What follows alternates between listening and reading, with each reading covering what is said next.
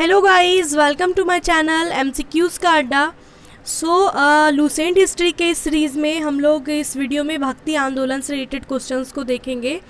इससे पहले हमने सल्तनत काल को पढ़ लिया है और अभी भक्ति आंदोलन देखेंगे, फिर सूफी आंदोलन की वीडियो आएगी, उसके बाद हम लोग मुग़ल काल में चलेंगे। ठीक है। तो चलिए स्टार्ट करते हैं इस वीडियो को और भक्ति आंदोलन से रिलेटेड जो भी क्वेश्चंस हैं उनको देखते हैं। तो फर्स्ट क्वेश्चन जो है हमारा वो सूची 1 को सूची 2 से सुमेलित करना है। सूची 1 में आचार्यों का नाम है और सूची 2 में मत है यानी कि वो आचार्य किस मत से थे वो बताना है। ठीक है। तो फर्स्ट जो ऑप्शन है रामानुज आचार्य। रामानुज आचार्य जो है वो किस मत से थे? तो रामानुज आचार्य थे विशिष्टादेव से। ठीक है, विशिष्टादेव मत से थे। निम्बार्क आचार्य देवतादेव से थे यानी भेदाभेद। मध्व आचार्य वो देवत से थे और विष्णु स्वामी जो है वो शुद्धादेव मत से थे। ठीक है। सो ऑप्शन ए का 1 होगा, बी का 2 होगा, सी का 3 और डी का 4 होगा। ऑप्शन ए हमारा राइट होगा। नेक्स्ट जो क्वेश्चन है, भक्ति आंदोलन के प्रारंभिक प्रतिपादक कौन थे? तो भक्ति आंदोलन के जो प्रारंभिक प्रतिपादक थे वो थे रामानुज आचार्य। इन्होंने राम को अपना आराध्य माना था और ये भक्ति आंदोलन के प्रारंभिक प्रतिपादक थे। नेक्स्ट है पंजाब में भक्ति आंदोलन के अग्रदूत कौन थे? पंजाब में भक्ति आंदोलन के अग्रदूत थे गुरु नानक देव, जो कि प्रथम सिख गुरु हैं। वही जो है पंजाब में भक्ति आंदोलन के अग्रदूत थे। नेक्स्ट क्वेश्चन है, भक्ति आंदोलन को दक्षिण भारत से लाकर उत्तर भारत तक प्रचारित करने का श्रेय किसको दिया जाता है? तो भक्ति आंदोलन की जो शुरुआत है वो दक्षिण भारत में हुई थी, लेकिन इसको दक्षिण भारत से लाकर उत्तर भारत तक किसने इसका प्रचार किया? तो दक्षिण भारत से उत्तर भारत लाकर के प्रचार किया था इसका रामानंद ने। रामानंद पहले ऐसे आचार्य थे जिन्होंने उत्तर भारत में भक्ति का प्रचार किया। नेक्स्ट है, महाराष्ट्र में भक्ति संप्रदाय निम्नलिखित में से किसकी शिक्षाओं के द्वारा फैला था? महाराष्ट्र में किसके द्वारा फैला? महाराष्ट्र में फैला था संत ज्ञानेश्वर के द्वारा। ओके, नेक्स्ट है, कबीर के गुरु कौन थे? कबीर के गुरु थे रामानंद।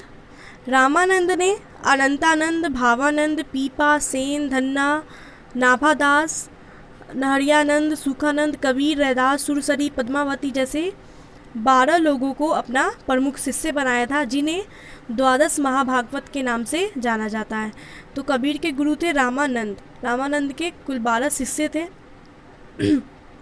जिनको 12 महाभागवत के नाम से जाना जाता है, जिनमें कबीर भी शामिल थे। चलिए नेक्स्ट है कि संत कबीर का जन्म कहाँ पे हुआ था? तो संत कबीर हैं, इनका जन्म कहाँ पे हुआ था? इनका जन्म हुआ था मगहर वाराणसी में 1440 ईस्वी में। नेक्स्ट है, निम्नलिखित में से कौन से वाक्य दक्षिण भारत के भक्ति आंदोलन के संदर्भ में सत्य है? दक्षिण भारत के जो भक्ति आंदोलन के संदर्भ में सत्य कथन है वो बताना है। इसका नेतृत्व कई लोकप्रिय संतों के द्वारा किया गया था, ये कथन सही है। इस भक्ति आंदोलन का जो नेतृत्व है कई संतों ने किया। इसके समर्थक संस्कृत में बोलते एवं लिखते थे, गलत कथन है। इस भक्ति आंदोलन के जो समर्थक थे वो जो भाषा जानते थे उस भाषा में बोलते थे, लिखते थे और उसका प्रचार करते थे, सिर्फ संस्कृत भाषा ही नहीं था। तीसरा कथन है, इसने जाति व्यवस्था का विरोध किया था तो तीसरा कथन भी सही है। ये लोग जाति व्यवस्था का विरोध करते थे। इनका मतलब ये जाति प्रथा को नहीं मानते थे। इनका मानना था कि जो ईश्वर है वो एक ही है। ठीक है। चौथा जो कथन है, इसके प्रचार प्रसार में महिलाएं सक्रिय रूप में भाग नहीं लेती थी, ये कथन गलत है, क्योंकि महिलाओं ने भी भाग लिया है भक्ति आंदोलन में। तो हमारा जो सही कथन है वो है पहला और तीसरा। ऑप्शन बी हमारा यहाँ पे राइट हो जाएगा। सॉरी, मेरी तबीयत थोड़ी ठीक नहीं है, इसलिए थोड़ा मैनेज कर लेना आप लोग मेरी आवाज़ को। नेक्स्ट है, चैतन्य महाप्रभु किस संप्रदाय से जुड़े थे? चैतन्य महाप्रभु जो है ये वैष्णव धर्म के प्रचारक थे चैतन्य महाप्रभु, और इन्होंने वैष्णवों के गौड़ीय संप्रदाय की आधारशिला रखी थी। तो चैतन्य महाप्रभु किस संप्रदाय से जुड़े थे? गौड़ीय संप्रदाय से। नेक्स्ट क्वेश्चन है, पुष्टि मार्ग के दर्शन की स्थापना किसने की है? पुष्टि मार्ग के दर्शन की जो स्थापना है ये की गई है वल्लभाचार्य के द्वारा। वल्लभाचार्य के द्वारा प्रतिपादित शुद्धाद्वैतवाद दर्शन के भक्ति मार्ग को पुष्टि मार्ग कहते हैं। तो ये वल्लभाचार्य ने स्थापित किया था। नेक्स्ट क्वेश्चन है, किस संत ने ईश्वर को अपने पास अनुभव करने के लिए नृत्य एवं गीतों यानी कि कीर्तन को माध्यम बनाया? तो वो कौन से संत थे जिन्होंने जो है ईश्वर को अपने पास अनुभव करने के लिए कीर्तन को माध्यम बनाया था? तो ये चैतन्य महाप्रभु थे। कीर्तन को पूजा के स्वरूप के रूप में चैतन्य महाप्रभु ने जो है लोकप्रिय बनाया। नेक्स्ट है, अद्वैतवाद के सिद्धांत के प्रतिपादक कौन थे? अद्वैतवाद के सिद्धांत के प्रतिपादक थे शंकराचार्य। नेक्स्ट है, निम्न संतों का काला अनुक्रम व्यवस्थित करके कूट में उत्तर दे। तो कौन से संत पहले आए फिर बाद में कौन से आए, उनका सही कालानुक्रम बताना है। तो इनमें जो है कबीर इनका जन्म कब हुआ था? 1440 में हुआ था। गुरु नानक देव का जन्म हुआ था 1469 में। चैतन्य महाप्रभु का जन्म कब हुआ था? 1486 में। और तुलसीदास का जो जन्म है वो हुआ था 1532 में। तो पहले कौन थे? कबीर थे, फिर गुरु नानक जी थे, फिर चैतन्य महाप्रभु थे, उसके बाद तुलसीदास थे। सो ऑप्शन ए हमारा राइट हो जाएगा 1, 2, 3 एंड 4। नेक्स्ट जो क्वेश्चन है वो है, गीत गोविंद के रचयिता हैं। गीत गोविंद के रचयिता कौन है? गीत गोविंद के रचयिता हैं जयदेव। गीत गोविंद 12 अध्यायों वाला एक गीत काव्य है और ये वैष्णव संप्रदाय से संबंधित है। किससे संबंधित है? वैष्णव संप्रदाय से संबंधित है। तो इसके रचयिता कौन है? जयदेव। नेक्स्ट है, भक्ति आंदोलन के दौरान असम में किसने इस आंदोलन का प्रतिनिधित्व किया था? तो असम में जो प्रतिनिधित्व किया गया भक्ति आंदोलन का वो शंकरदेव के द्वारा किया गया था। नेक्स्ट है, गुरु नानक का धर्म उपदेश क्या था? गुरु नानक देव का जो धर्म उपदेश था वो क्या था? सिखों की एकता नहीं थी, धर्म के रूप में सिखत्व नहीं था, सिखों को लड़ाकू संगठन बनाने का बिल्कुल भी नहीं था। मतलब सिख ऐसा कुछ नहीं था कि वो सिर्फ सिख से रिलेटेड उनका धर्म उपदेश था।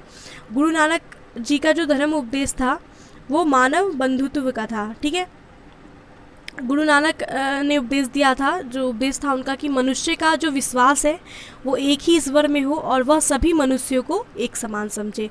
तो मानव बंधुत्व का जो उपदेश है ये गुरु नानक देव ने दिया था।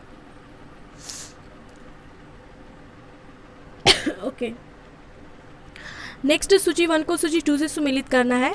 शंकराचार्य के द्वारा स्थापित मठ है और उसका स्थल बताना है। कौन सा मठ किस स्थल पे है वो बताना है जो शंकराचार्य के द्वारा स्थापित है। तो श्रृंगेरी पीठ जो है ये कहाँ पे स्थित है? श्रृंगेरी पीठ स्थित है मैसूर कर्नाटक में। गोवर्धन पीठ स्थित है पुरी उड़ीसा में। ज्योतिष पीठ बद्रीनाथ उत्तर प्रदेश में है और शारदा पीठ है द्वारका गुजरात में। सो ऑप्शन ए हमारा राइट हो जाएगा। श्रृंगेरी पीठ मैसूर कर्नाटक में है, गोवर्धन पीठ पुरी उड़ीसा में है, ज्योतिष पीठ बद्रीनाथ उत्तर प्रदेश में है और शारदा पीठ जो है द्वारका गुजरात में है। नेक्स्ट है, सूची 1 को सूची 2 से सुमेलित करना है। संतों के नाम है और संतों के कार्य क्षेत्र हैं। वल्लभाचार्य का कहाँ इनका कार्य क्षेत्र था? इन्होंने कहाँ पे भक्ति आंदोलन को फैलाया? तो वल्लभाचार्य ने उत्तर प्रदेश और राजस्थान में भक्ति आंदोलन का प्रचार किया। चैतन्य महाप्रभु बंगाल में, मीराबाई राजस्थान में, नामदेव महाराष्ट्र में। ठीक है, वल्लभाचार्य उत्तर प्रदेश और राजस्थान में, चैतन्य महाप्रभु बंगाल में, मीराबाई राजस्थान में और नामदेव महाराष्ट्र में। सो ऑप्शन ए राइट होगा। नेक्स्ट है, निम्नलिखित में से किस भाषा को लोकप्रिय बनाने में कवि चंडीदास का योगदान है? तो कवि चंडीदास का योगदान किस भाषा को लोकप्रिय बनाने में है? बंगाली भाषा को लोकप्रिय बनाने में कवि चंडीदास का योगदान है। ओके, तो नेक्स्ट है, सूची 1 को सूची 2 से सुमेलित करना। संत कवि हैं और उनकी रचनाओं की भाषा है। तो कौन से संत कवि ने किस भाषा में अपनी रचना की है उसको मिलाना है। मीराबाई की जो रचना की भाषा है वो क्या थी? वो थी हिंदी। त्यागराज की रचना की भाषा तेलुगु थी। ठीक है, त से त्यागराज और त से तेलुगु याद रखिएगा। याद रखने के लिए आप कुछ भी यूज़ कर सकते हैं। चंडीदास, चंडीदास का तो बंगला था, ये भी हमने पढ़ा। पुरंदरदास का कन्नड़ था। ठीक है, तो मीराबाई का हिंदी था, त्यागराज का तेलुगु था, चंडीदास का बंगला था और पुरंदरदास का कन्नड़ था। ए का 2, बी का 3, सी का 1 और डी का 4, ऑप्शन ए हमारा राइट है। ओके, नेक्स्ट देखते हैं, भक्ति को दार्शनिक आधार प्रदान करने वाले प्रथम आचार्य कौन थे? तो भक्ति को दार्शनिक आधार जो प्रदान करने वाले प्रथम आचार्य बने वो रामानुज आचार्य थे। रामानुज ने वेदांत दर्शन पर आधारित अपना नया दर्शन विशिष्ट अद्वैत वेदांत लिखा था। तो दार्शनिक आधार जो प्रदान किया वो रामानुज ने किया था। नेक्स्ट क्वेश्चन है, महापुरुषीय धर्म एक शरण संप्रदाय के संस्थापक कौन थे? तो एक शरण संप्रदाय महापुरुषीय धर्म के जो संस्थापक थे वो कौन थे? वो थे शंकरदेव। शंकरदेव ने जाति प्रथा की निंदा की थी और जनता में इनकी मातृभाषा के द्वारा अपने विचारों का प्रचार किया था। तो शंकरदेव जो है वो महापुरुषीय धर्म के संस्थापक थे। नेक्स्ट क्वेश्चन है, शंकराचार्य का जन्म 788 ईस्वी में केरल के किस गांव में हुआ था? शंकराचार्य का जन्म 788 ईस्वी में केरल के कलाडी या कलादी बोला जाता है इस गांव में हुआ था। कहाँ पे हुआ था? कलादी या कलाडी गांव में हुआ था।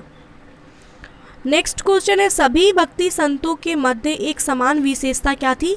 तो जितने भी भक्ति संत थे उनके बीच जो समान विशेषता थी वो ये थी कि वे अपनी भाषा वाणी को उसी भाषा में लिखते थे जिसे उनके भक्त समझते थे। ठीक है, मतलब कि कोई एक भाषा नहीं था कि उसी भाषा में सबको लिखना है, वो अपनी भाषा को उसी में लिखते थे जिसमें उनके भक्त समझ सके।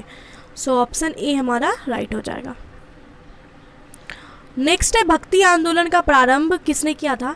भक्ति आंदोलन का जो प्रारंभ हुआ था वो अलवार नयनार संतों के द्वारा किया गया था और ये दक्षिण भारत में शुरू हुआ था। नेक्स्ट क्वेश्चन है, रामानुज के अनुयायियों को क्या कहा जाता है? रामानुज के जो अनुयायी थे वो वैष्णव थे। ठीक है,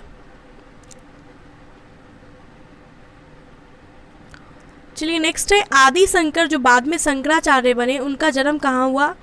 आदि शंकर जो बाद में शंकराचार्य बने उनका जन्म कहाँ? शंकराचार्य का जन्म हमने देखा केरल में, केरल के कलादी में हुआ था। नेक्स्ट क्वेश्चन है, बीजक का रचयिता कौन है? बीजक के रचयिता है कबीरदास जी। नेक्स्ट क्वेश्चन है, भक्ति रस कवयित्री मीराबाई थी। मीराबाई जो है ये कौन थी? एक कुलीन नारी जिसने कभी विवाह नहीं किया। गलत है। गुजराती शाही परिवार से संबंधित जिनका विवाह राजपूत से हुआ था। मध्य प्रदेश के एक पुजारी की पुत्री थी, एक राजपूत शासक की पत्नी थी। तो ऑप्शन डी हमारा सही है। मीराबाई जो है ये कृष्ण भक्त थी और राणा सांगा का आपने नाम सुना होगा, राणा सांगा के पुत्र थे राजा भोजराज, उनकी पत्नी थी ये। ठीक है, राजा भोजराज की पत्नी थी मीराबाई, जिनके पति जो है विवाह के कुछ समय के बाद ही इनके पति का देहांत हो गया था। चलिए नेक्स्ट देखते हैं। नेक्स्ट क्वेश्चन, प्रसिद्ध भक्त कवयित्री मीराबाई के पति का नाम क्या था?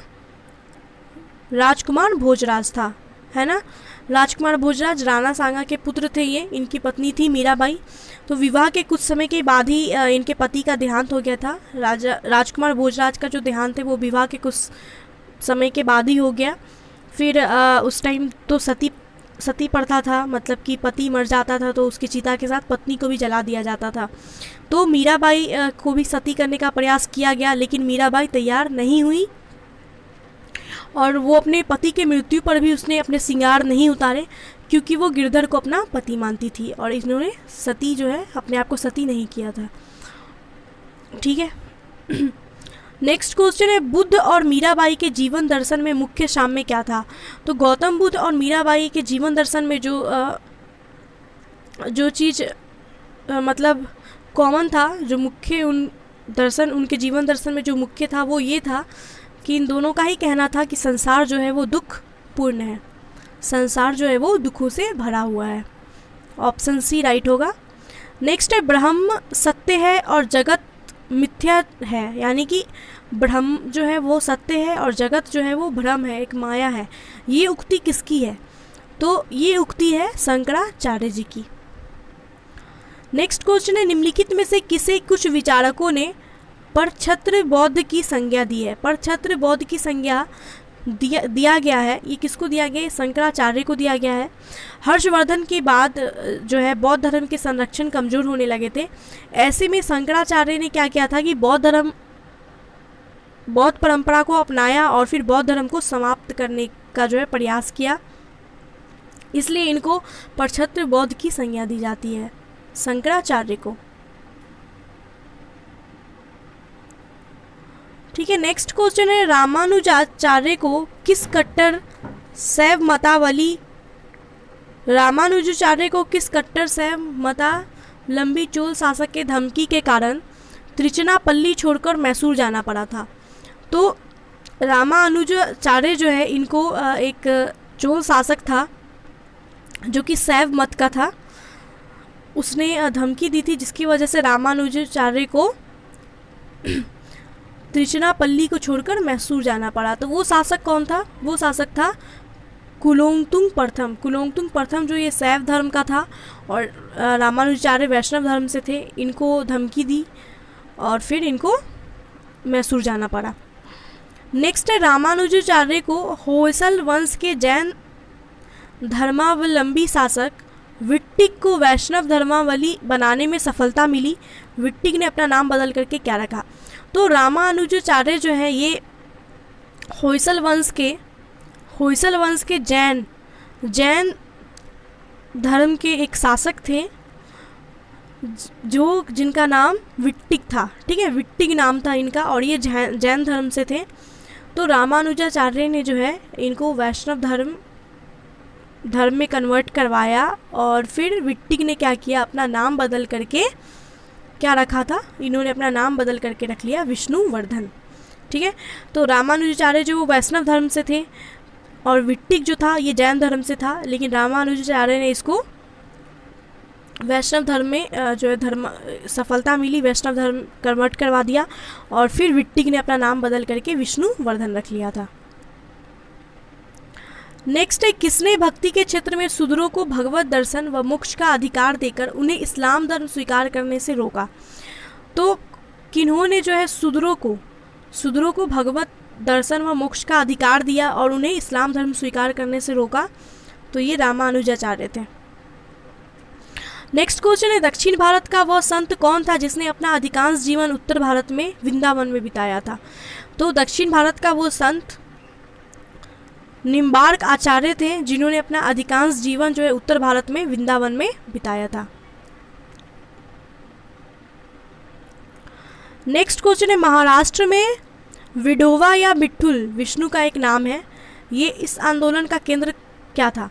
तो महाराष्ट्र में जो विठुल का आंदोलन का जो केंद्र था वो पंढरपुर था। विठोबा या विठुल आंदोलन का केंद्र। नेक्स्ट है, किसने भगवत गीता पर भावार्थ दीपिका नाम से एक वृत्त टीका मराठी में लिखे जिसे सामान्यतः ज्ञानेश्वरी के नाम से जाना जाता है? किसने भगवत गीता पर भावार्थ दीपिका नाम से एक मराठी में एक टीका लिखा जिसको ज्ञानेश्वरी के नाम से जाना जाता है? तो ये ज्ञानदेव ने लिखा था, ज्ञानेश्वरी नाम से जाना जाता है। नेक्स्ट क्वेश्चन है, यदि संस्कृत देव भाषा है तो क्या मेरी मातृभाषा दस्यु भाषा है? ये उक्ति किसकी है? तो ये जो उक्ति है ये किसकी है कि यदि संस्कृत देव भाषा है तो मेरी मातृभाषा, यानी कि उनकी मातृभाषा मराठी थी, वो दस्यु भाषा है। ये जो उक्ति है ये एकनाथ की उक्ति है। नेक्स्ट क्वेश्चन है, भक्त तुकाराम कौन से मुगल सम्राट के समकालीन थे? तो तुकाराम जो है, ठीक है, तुकाराम का काल देख लेते हैं, 1608 से 1649। अगर आपको काल याद है तो आप वहाँ से भी क्वेश्चन बना सकते हैं। 1608 से 1649 तुकाराम का काल है और ये किस मुगल सम्राट के समकालीन थे? तो देखिए, जहांगीर का जो शासनकाल है वो 1605 से 1627, तो ये जहांगीर के समकालीन थे। और एक और मुगल शासक था जिनके समकालीन थे, वो कौन था? शाहजहां। शाहजहाँ का जो काल है वो 1627 से लेकर के 1657 है। तो इनका तुकाराम का जो काल है ये 2 मुग़ल सम्राटों के काल के बीच में आता है। तो यहाँ ऑप्शन में शाहजहाँ नहीं है, सिर्फ जहांगीर दिया हुआ है, इसलिए ऑप्शन सी राइट होगा। नेक्स्ट है, निम्नलिखित में से कौन सा एक सही कालानुक्रम है? तो भक्ति आंदोलन सबसे पहले तो शंकराचार्य होंगे, ठीक है, शंकराचार्य सबसे पहले होने चाहिए, तो सब इसमें लास्ट में, इसमें सेकंड में कट जाएगा। शंकराचार्य के बाद आते हैं रामानुज, यहाँ चैतन्य प्रभु को पहले दिया, उसके बाद चैतन्य प्रभु आते हैं। सो ऑप्शन ए हमारा राइट होगा। नेक्स्ट क्वेश्चन है, निम्नलिखित में से किस भक्ति संत ने अपने संदेश के प्रचार के लिए सबसे पहले हिंदी का प्रयोग किया था? तो वो कौन से भक्ति संत थे जिन्होंने सबसे पहले हिंदी शब्द का प्रयोग किया? तो वो थे रामानंद। रामानंद जो है उन्होंने विष्णु के स्थान पर राम की भक्ति आरंभ की और संस्कृत के स्थान पर हिंदी में उपदेश दिए, जिससे जो है ये आंदोलन बहुत ज़्यादा लोकप्रिय हुआ। और रामानंद ही थे जो कि सबसे पहले इन्होंने अपने संदेश के प्रचार में हिंदी का प्रयोग किया था। नेक्स्ट है, सूची 1 को सूची 2 से सुमेलित करना। संत है और उनका पेशा बताना है। नामदेव, नामदेव जो है इनका पेशा क्या था? नामदेव का पेशा था, ये एक दर्जी थे। क्या थे? दर्जी थे। कबीर, कबीर क्या थे? कबीर एक जुलाहा के परिवार में, मतलब परिवार ने इनको पाला था। रैदास या रविदास, ये जो है रैदास या रविदास ये मोची थे और सेना जो है ये नाई थे, ठीक है। तो नामदेव क्या थे? ए का 3 हो जाएगा, दर्जी थे। कबीरदास जुलाहा थे, बी का 2। रैदास या फिर रविदास जो है ये मोची थे, सी का 4। यहाँ सी का 1, ऑप्शन सी कट जाएगा। सो ऑप्शन बी हमारा राइट हो जाएगा, सेना नाई थे, डी का, सॉरी ऑप्शन जो है बी हमारा राइट हो जाएगा। ए का 3, बी का 2, सी का 4 और डी का 1, ठीक है। नेक्स्ट क्वेश्चन है, शिवाजी के आध्यात्मिक गुरु कौन थे? तो महाराजा शिवाजी, शिवाजी के जो आध्यात्मिक गुरु थे वो कौन थे? रामदास थे। नेक्स्ट है, दासबोध के रचयिता कौन थे? दासबोध, दासबोध के जो रचयिता थे वो रामदास थे और ये एक मराठी संत साहित्य का ग्रंथ है दासबोध, उसके रचयिता रामदास थे जो कि शिवाजी के आध्यात्मिक गुरु थे। नेक्स्ट है, जाति पाति पूछे नहीं कोई, हरि का भजै सो हरि का होई। ये पंक्तियाँ किसकी है? तो ये जो पंक्ति है, जाति पाति पूछे न कोई, हरि का भजै सो हरि का होए, ये जो पंक्ति है ये है रामानंद की। नेक्स्ट है, गुरु नानक का जन्म 1469 में कहाँ पे हुआ था? तो गुरु नानक का जन्म जो है 15 अप्रैल 1469 ईस्वी में तलवंडी पंजाब में हुआ था। तलवंडी या ननकाना पंजाब में हुआ था, जो कि अभी पाकिस्तान में है। नेक्स्ट है, सिख धर्म का संस्थापक किसे माना जाता है? गुरु नानक देव को माना जाता है। नेक्स्ट है, बंगाल और उड़ीसा में वैष्णववाद को लोकप्रिय बनाने का श्रेय किसे जाता है? तो बंगाल और उड़ीसा में वैष्णववाद को लोकप्रिय बनाने का श्रेय चैतन्य महाप्रभु को जाता है। नेक्स्ट है, चैतन्य महाप्रभु का जन्म स्थल कहाँ है? चैतन्य महाप्रभु का जन्म स्थल नदिया पश्चिम बंगाल में है, जहाँ पे 18 फरवरी 1486 ईस्वी में इन्होंने जन्म लिया था। नेक्स्ट है, उड़ीसा नरेश प्रताप रुद्र किस वैष्णव संत के शिष्य थे? तो उड़ीसा नरेश प्रताप रुद्र जो है ये शिष्य थे चैतन्य महाप्रभु के। नेक्स्ट, निम्नलिखित में से किसे गौरांग प्रभु भी कहा जाता है? गौरांग प्रभु के नाम से जाना जाता है चैतन्य महाप्रभु को। नेक्स्ट है, सूची 1 को सूची 2 से सुमेलित करना है। रचना और रचनाकार है। पदावली, पहले देखते हैं हम लोग बीजक। बीजक हमने देखा हुआ है, बीजक की रचना किसने किया है? कबीरदास ने किया है। रामचरितमानस, रामचरितमानस जो है ये तुलसीदास का है। पदावली विद्यापति, सूरसागर सूरदास ने लिखा है, ठीक है। तो सूरसागर सूरदास का, रामचरितमानस तुलसीदास का, बीजक कबीरदास का और पदावली विद्यापति का है। ए का 1, बी का 3, सी का 2 और डी का 4। सो ऑप्शन बी हमारा राइट हो जाएगा। नेक्स्ट है, आलसियों का मूल मंत्र, अजगर करे ना चाकरी पंछी करे ना काम के रचयिता कौन है? तो आलसियों का मूल मंत्र है अजगर करे ना चाकरी पंछी करे ना काम। इसके जो रचयिता है वो कौन है? मलूक दास है। मलूक दास ने ये मंत्र दिया था, अजगर करे ना चाकरी पंछी करे ना काम। नेक्स्ट क्वेश्चन है, महात्मा गांधी के प्रिय भजन वैष्णव जंतु तेने कहिए जो पीर पराई जाने रे के रचयिता कौन है? तो महात्मा गांधी जी का ये प्रिय भजन था वैष्णव जंतु तेहे कहिए जो पीर पराई जाने रे के रचयिता जो है ये कौन है? नरसिंह मेहता है। नेक्स्ट है, नरसिंह मेहता डैश के प्रसिद्ध संत थे? नरसिंह मेहता ये कहाँ के? गुजरात के प्रसिद्ध संत थे और गांधी जी भी गुजरात के ही थे। चलिए नेक्स्ट क्वेश्चन है, मुगल शासक मोहम्मद शाह रंगीला किस संप्रदाय का अनुयायी था? तो ऐसा कहा जाता है कि मोहम्मद शाह रंगीला जो है ये शिव नारायण का अनुयायी था। नेक्स्ट है, असम का चैतन्य किसे कहा जाता है? असम का चैतन्य कहा जाता है शंकरदेव को। असम में ही शंकरदेव ने ही असम में भक्ति आंदोलन का प्रचार किया था। नेक्स्ट, निम्नलिखित में से कौन भक्ति आंदोलन का प्रस्तावक नहीं था? तो भक्ति आंदोलन का जो प्रस्तावक है वो इनमें से कौन नहीं था?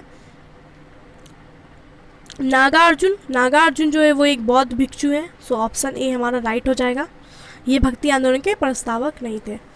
सो गाइज आई होप कि आपको वीडियो अच्छा लगा होगा। So thanks for watching this video and channel पे नए हैं तो चैनल को सब्सक्राइब कर लीजिए और बेल आइकन को प्रेस कर लीजिए। आने वाली वीडियोस की नोटिफिकेशंस आपको मिलते रहेंगे। तो मिलते हैं नेक्स्ट वीडियो में। Bye and take care.